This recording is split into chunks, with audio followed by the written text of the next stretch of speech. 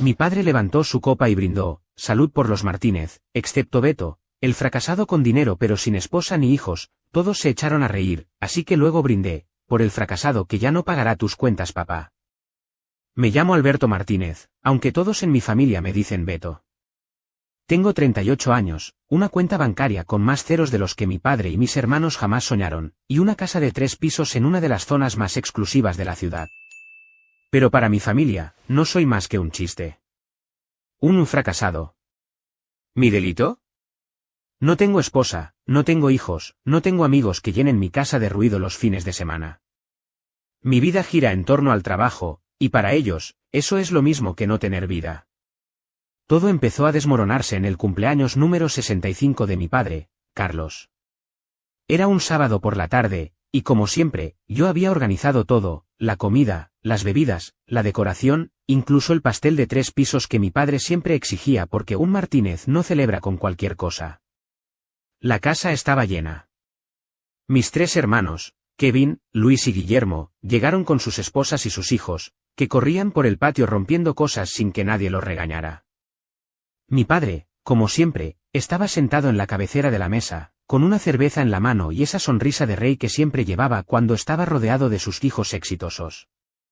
Yo, como de costumbre, estaba en la cocina, asegurándome de que todo estuviera perfecto. Había pagado por un servicio de catering, pero aún así revisaba cada detalle porque sabía que, si algo salía mal, mi padre lo usaría como excusa para soltar alguna de sus pullas. Beto, siempre tan inútil, diría, aunque yo fuera quien pagaba cada peso de esa fiesta. Mientras tanto, mis hermanos estaban disfrutando de la reunión. Kevin, el mayor, estaba contando alguna historia exagerada sobre cómo había salvado el día en su trabajo de repartidor. Luis, el del medio, interrumpía con chistes malos, mientras su esposa, Carla, ponía los ojos en blanco. Guillermo, el menor, estaba sacándose selfies con su esposa, Sofía, como si fueran influencers en una alfombra roja. Y mi padre, Carlos, estaba escuchando todo mientras reía con orgullo de las anécdotas de sus hijos favoritos. Me acerqué al salón con una bandeja de canapés que los meseros habían olvidado servir. No es que me gustara hacer de sirviente, pero me gustaba ser amable con los invitados. Oye, Beto, ¿no te cansas de trabajar tanto?, dijo Kevin en cuanto me vio, con esa risa burlona que siempre usaba conmigo. Mírate, corriendo como mesero en la fiesta de papá.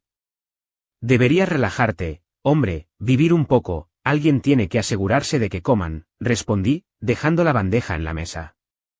Intenté sonar casual, pero por dentro ya estaba hirviendo.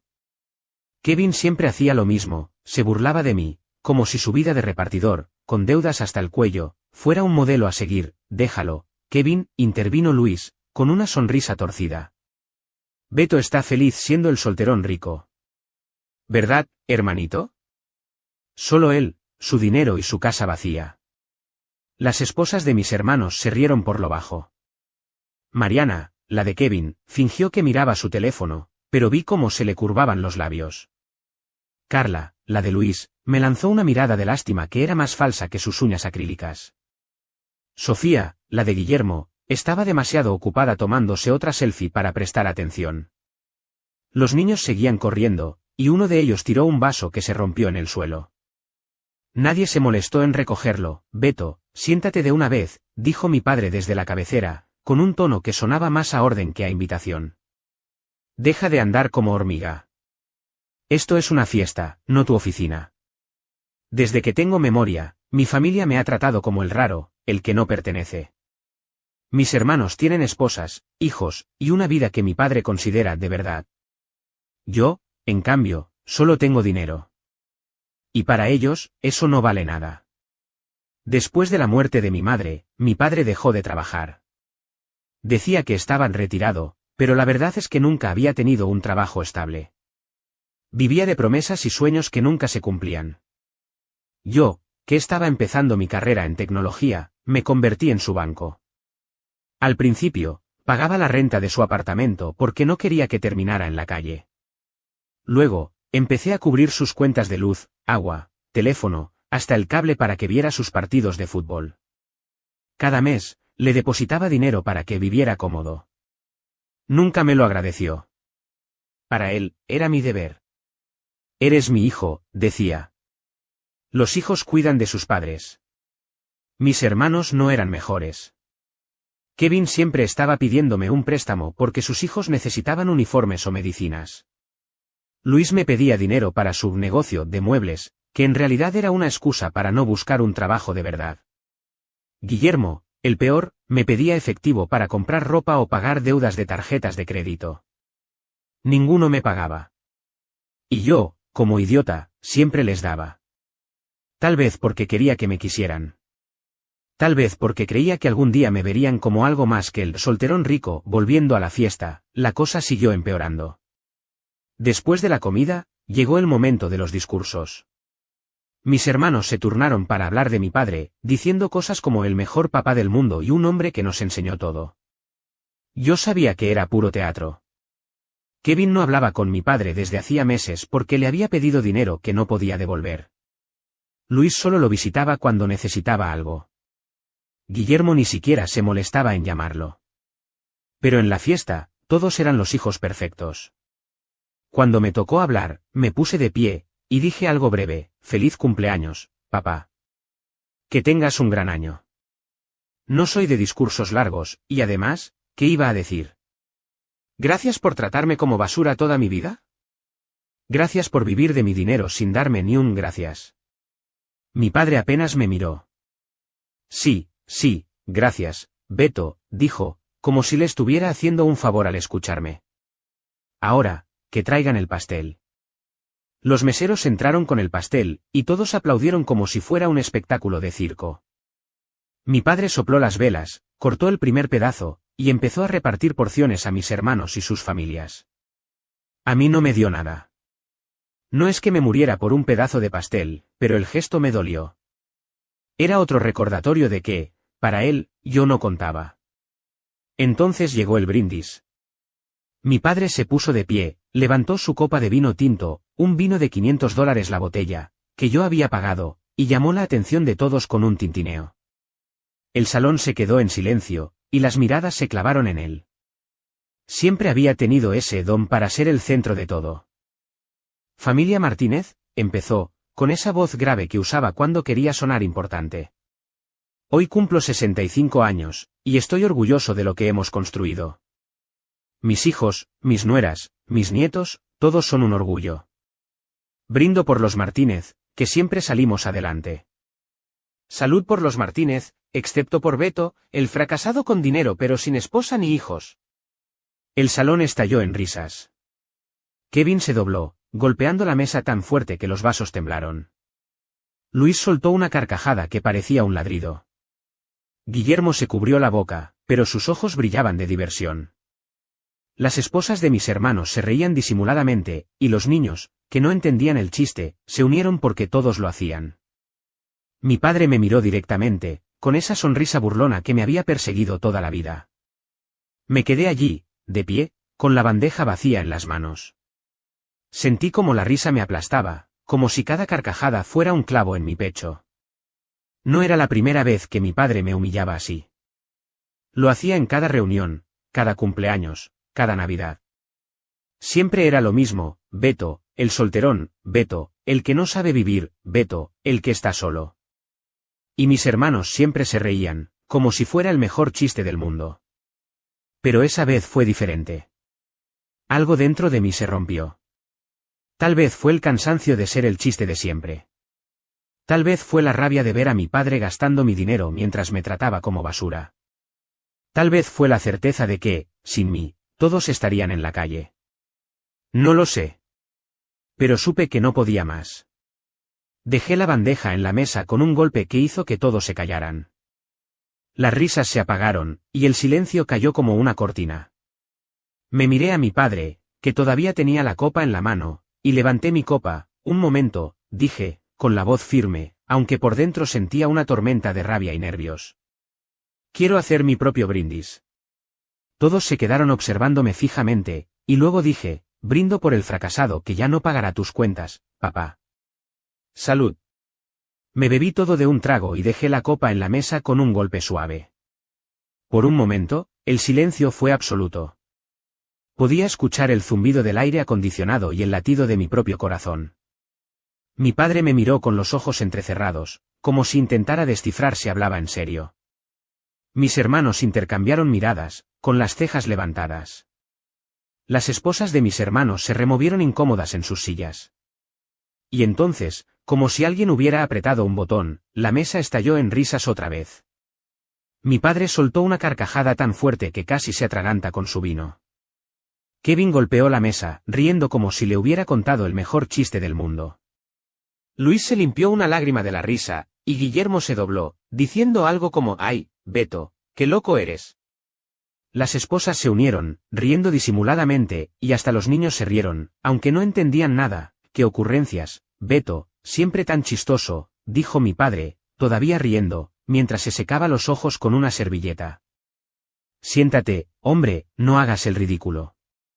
No me senté, pero sonreí, una sonrisa tensa que escondía la decisión que ya había tomado en mi cabeza. Ellos pensaban que era un chiste, que no tenía las agallas para cumplir mi amenaza. Que seguiría siendo el Beto de siempre, el que paga, el que aguanta, el que se calla. Estaban equivocados. Me quedé en la fiesta hasta el final, como si nada hubiera pasado. Serví más tragos, ayudé a los meseros a recoger los platos, y hasta bailé un par de canciones cuando Guillermo puso su lista de reggaetón en el altavoz. Mi padre me dio una palmada en la espalda al despedirse, diciendo, «Buena fiesta, Beto, recuerda el pago del alquiler de mi departamento». Mis hermanos se fueron con sus familias, sin siquiera darme las gracias por pagar todo. Nadie mencionó mi brindis. Para ellos, era solo otro chiste de Beto, el fracasado. Pero no era un chiste. Al día siguiente, un domingo por la mañana, me senté en mi oficina en casa con una taza de café y mi laptop. Abrí mi cuenta bancaria, y vi cada pago que manejaba para mi padre, la renta del apartamento, la luz, el agua, el teléfono, el cable, el seguro médico. Una por una, cancelé los pagos automáticos. Luego, bloqueé las transferencias mensuales que le hacía para sus gastos personales. Cada clic que hacía se sentía como soltar una cadena. Cuando terminé, cerré la laptop y me quedé mirando por la ventana. Por primera vez en años, sentí que respiraba.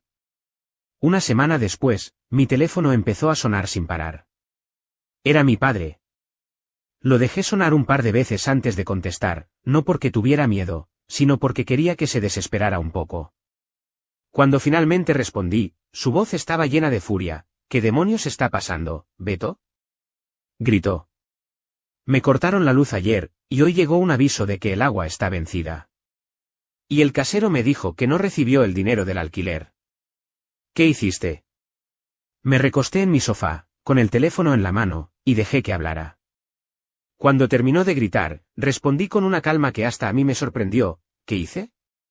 «Nada, papá. Solo dejé de pagar tus cuentas, como dije en tu cumpleaños». «¿No te acuerdas?».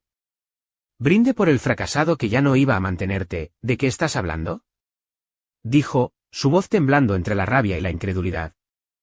«¿Eso fue un chiste, Beto?». «¿Qué te pasa?». «Soy tu padre. ¿Es tu obligación cuidar de mí, mi obligación?».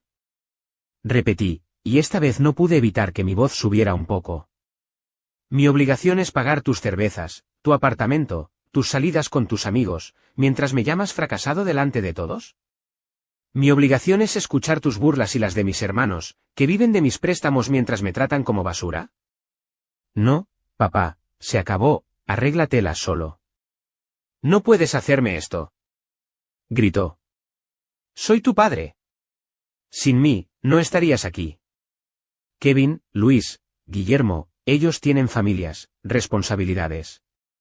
Tú no tienes nada, Beto». «¿Nada? ¿Qué haces con todo ese dinero si no lo compartes con tu familia?». «Exacto, papá», dije, sintiendo una calma fría que me sorprendía.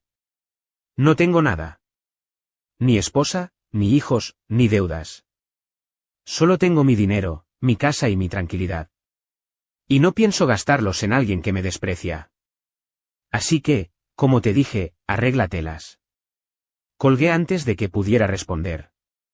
Mi teléfono volvió a sonar casi de inmediato, pero esta vez no contesté. Lo puse en modo silencioso y lo dejé sobre la mesa. Me levanté, fui a la cocina y me serví otra taza de café. Mientras miraba por la ventana hacia el jardín, pensé en lo que vendría. Mi padre no tenía ahorros, no tenía trabajo, no tenía nada. Mis hermanos, los exitosos, no lo ayudarían. Kevin apenas podía pagar su propia renta. Luis estaba hundido en deudas. Guillermo gastaba todo en ropa y fiestas. Sin mí, el mundo de mi padre se derrumbaría. Y por primera vez, estaba listo para ver cómo caía. No volví a saber de mi padre por un mes, hasta que un día cuando estaba en la empresa, primero fueron llamadas que no contesté, pero luego mi teléfono vibró. Era un mensaje de mi padre. Esta vez, no era un grito. Era una súplica. Beto, por favor, llámame. Esto es serio. El casero dice que me da una semana más o me saca. No tengo dónde ir. Leí el mensaje y lo borré. No respondí. No porque fuera cruel, sino porque estaba harto. Harto de ser el cajero automático de un hombre que me había humillado toda mi vida. Harto de mantener a una familia que me trataba como un chiste. Esa noche, mientras comía un filete que había cocinado yo mismo, porque, sorpresa, sé cocinar, mi teléfono sonó otra vez. Esta vez era Kevin. No quería contestar, pero algo me dijo que debía escuchar qué tenía que decir. Tal vez quería ver hasta dónde llegaba su descaro. ¿Qué quieres, Kevin? Dije, cortante, mientras cortaba un pedazo de carne. Oye, Beto, ¿qué te pasa? Respondió, con ese tono de hermano mayor que usaba cuando quería sonar autoritario. Papá está desesperado. Le cortaron todo, hombre. Luz, agua, todo. El casero lo está amenazando con echarlo. ¿De verdad vas a dejarlo en la calle, y tú por qué no lo ayudas? Pregunté, dejando el tenedor en la mesa. Tienes una esposa, 2 hijos, una vida completa. ¿No puedes pagarle la renta? Silencio. Sabía que lo había atrapado. Kevin vivía en un departamento pequeño, con muebles que había comprado a crédito y un coche que apenas funcionaba. Sus ingresos como repartidor apenas cubrían las cuentas, y las pocas veces que le sobraba algo, se lo gastaba en cervezas o en juguetes para sus hijos. No es tan fácil, Beto, dijo al fin, con un tono que intentaba ser conciliador. Sabes que estoy apretado. Los niños, la escuela, las deudas. Pero tú tienes de sobra. ¿Por qué no lo ayudas? Es nuestro papá, nuestro papá. Repetí, riendo sin ganas. El mismo que me llamó fracasado delante de todos en su cumpleaños. El mismo que vive de mi dinero desde hace 10 años sin darme ni un gracias. Ese papá. Que lo ayudes tú, Kevin. O pídele a Luis o a Guillermo. Ellos son los exitosos, ¿no? Colgué antes de que pudiera responder. Me quedé mirando mi plato, con el filete a medio comer. No sentía culpa, pero sí una especie de vacío. No era tristeza, era más bien la sensación de soltar algo que había cargado demasiado tiempo. Una semana después, mi padre fue desalojado, y ninguno de sus hijos exitosos lo ayudó. Kevin intentó ayudarlo, dejándolo quedar en su casa, pero no duró ni una semana, porque su esposa, Mariana, le dijo a Kevin que no quería mantenidos en su casa. Entonces le dio un ultimátum a Kevin: o Carlos se iba, o ella se llevaba a los niños y se mudaba con su madre. Kevin, como era de esperarse, eligió a su esposa. Una mañana, mientras me preparaba para un viaje a Londres, recibí una última llamada de mi padre. Su voz era apenas un susurro, como si el orgullo que siempre lo había sostenido se hubiera roto. Beto, dijo. No tengo nada, no tengo dónde dormir, no sé qué hacer, por favor, hijo. Ayúdame. Por un momento, me quedé en silencio. Pensé en todas las veces que me había humillado, en las risas de la familia, en el brindis de su cumpleaños. Pensé en los años que pasé pagando sus cuentas, sus cervezas, su vida, mientras él me trataba como un fracaso. Y luego pensé en mí, en mi casa, mi empresa, mi libertad. No, papá, dije, con una calma que me sorprendió. No voy a ayudarte. Pregúntale a Kevin, a Luis, a Guillermo. Ellos son tus hijos perfectos, ¿no? Que te saquen del hoyo. Yo solo soy tu hijo fracasado, no puedo ayudarte. Colgué y apagué el teléfono. Esa noche, mientras empacaba mi maleta para Londres, me sentí más ligero que nunca. Mi padre estaba solo, en la calle, sin nadie que lo rescatara. Sus hijos exitosos, los que él alababa por sus familias, lo habían abandonado. Y yo, el fracasado, estaba libre.